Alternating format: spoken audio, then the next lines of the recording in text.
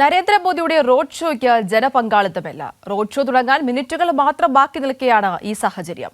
50,000 പേരെ പ്രതീക്ഷിച്ച റോഡ് ഷോയിൽ ആളുകൾ എത്തിയത് 5,000-ൽ താഴെ. വിവരങ്ങളുമായി ഇർഫാൻ ഇബ്രാഹിം സെട്ട് ചേരുകയാണ്. ഇർഫാൻ, ഇത് ഒരാഴ്ചക്കിടെ മോദിയുടെ രണ്ടാമത്തെ സന്ദർശനം. തിരഞ്ഞെടുപ്പ് പ്രഖ്യാപനത്തിന് ശേഷമുള്ള ആദ്യ സന്ദർശനം. വളരെ വലിയ രാഷ്ട്രീയ ലക്ഷ്യങ്ങളൊക്കെ തന്നെയുണ്ട്. പക്ഷേ പ്രതീക്ഷിച്ചത്ര ജനപങ്കാളിത്തം ഇല്ല എന്ന് മനസ്സിലാകുന്നു. അത്ര വലിയ ഫലം കണ്ടില്ലല്ലേ ക്രമീകരണങ്ങളൊക്കെ തന്നെ ഒരുക്കിയിട്ടും?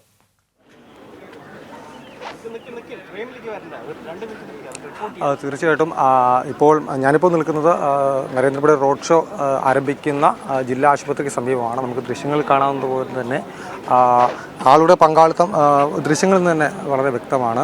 വളരെ കുറച്ച് ആളുകൾ മാത്രമാണ് ഇപ്പോൾ ഇവിടെ എത്തിയിട്ടുള്ളത്.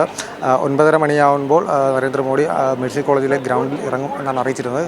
കൃത്യം 10 മണിക്കാണ് റോഡ് ഷോ നിശ്ചയിച്ചിട്ടുള്ളത്. എന്നാൽ ദൃശ്യങ്ങളിൽ കാണാവുന്നത് പോലെ തന്നെ വളരെ ചുരുക്കം പങ്കാളിത്തം അല്ലെങ്കിൽ പങ്കാളിത്തം കുറവാണ് എന്നുള്ളതാണ് നമുക്ക് ദൃശ്യങ്ങളിൽ നിന്ന് വ്യക്തമാകുന്നത്. അതുമാത്രമല്ല, മറ്റ് സ്ഥലങ്ങളിലും സമാനമായ അവസ്ഥ മാത്രമാണ്.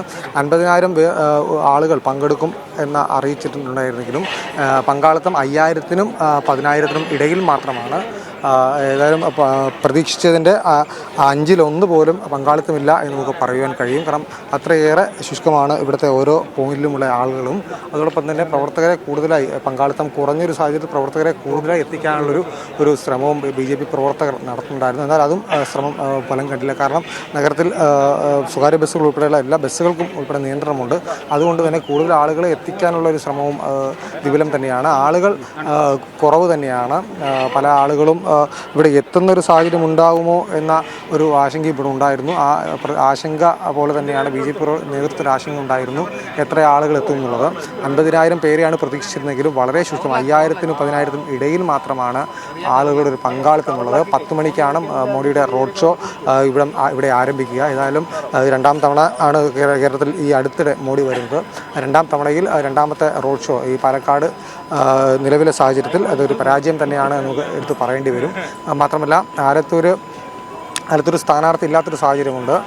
അതുമാത്രമല്ല, മലപ്പുറം പൊന്നാനി BJP സ്ഥാനാർത്ഥികളും ഇവിടെ എത്തേണ്ട ഒരു സാഹചര്യമുണ്ട്.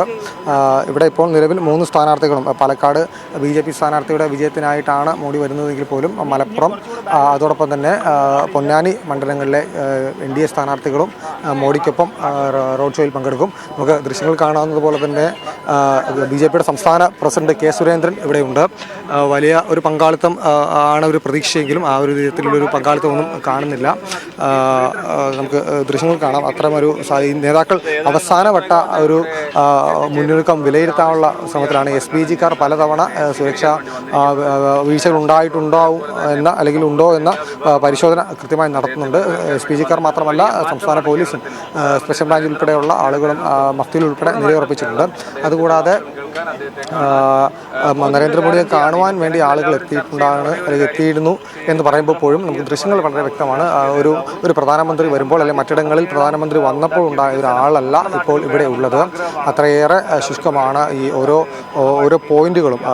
ജില്ലാ ആശുപത്രി മുതൽ അതായത് 5 വിളക്ക് ജംഗ്ഷൻ മുതൽ ഹെഡ് പോസ്റ്റ് ഓഫീസ് വരെയാണ് റോഡ് ഷോ നിശ്ചയിച്ചിട്ടുള്ളത്. അത് ഏകദേശം 1 കിലോമീറ്റർ ദൂരം, 1 കിലോമീറ്ററിൽ താഴെ മാത്രമാണ് ഈ മോഡിയുടെ റോഡ് ഷോ ഉള്ളത്. ഈ 1 കിലോമീറ്റർ ദൂരത്തും 50,000 പേരെ ഉൾക്കൊള്ളിക്കുക എന്നുള്ളത് വളരെ വലിയ ബുദ്ധിമുട്ടുള്ള കാര്യം തന്നെയാണ്. അത് അറിയാം. പ്രത്യേകിച്ച് ഈ സൈഡിൽ ഇരുവശങ്ങളിലുമായി ബാരിക്കേഡുകൾ, ഇരുവരി ബാരിക്കേഡുകൾ തീർത്തൊരു സാഹചര്യമുണ്ട്.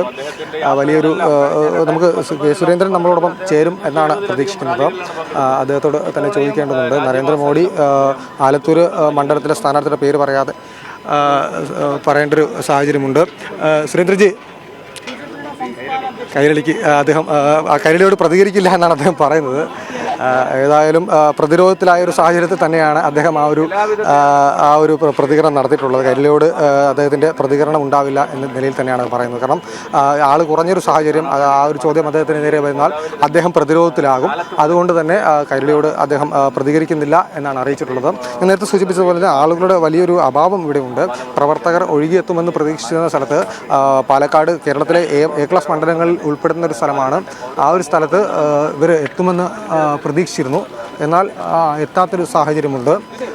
അതുകൊണ്ട് തന്നെ എന്ത് പറയും, അല്ലെങ്കിൽ എന്ത് പ്രവർത്തകരോടും സംസ്ഥാന നേതൃത്വം എന്ത് പറയും, അല്ലെങ്കിൽ കേന്ദ്ര നേതൃത്വത്തോട് സംസ്ഥാന നേതൃത്വം ഏത് രീതിയിൽ പ്രതികരിക്കും എന്നാണ് ഇവർക്ക് അറിയാത്തത്. അത്തരം സാഹചര്യങ്ങളൊക്കെ ഇവിടെ ഉണ്ട്. മാത്രമല്ല 10 മണിക്ക് റോഡ് ഷോ തുടങ്ങുന്നത് വലിയ രീതിയിലുള്ള ഒരു സന്നാഹങ്ങളൊക്കെ ഇവിടെ പോലീസ് ഒരുക്കിയിട്ടുണ്ടായിരുന്നു.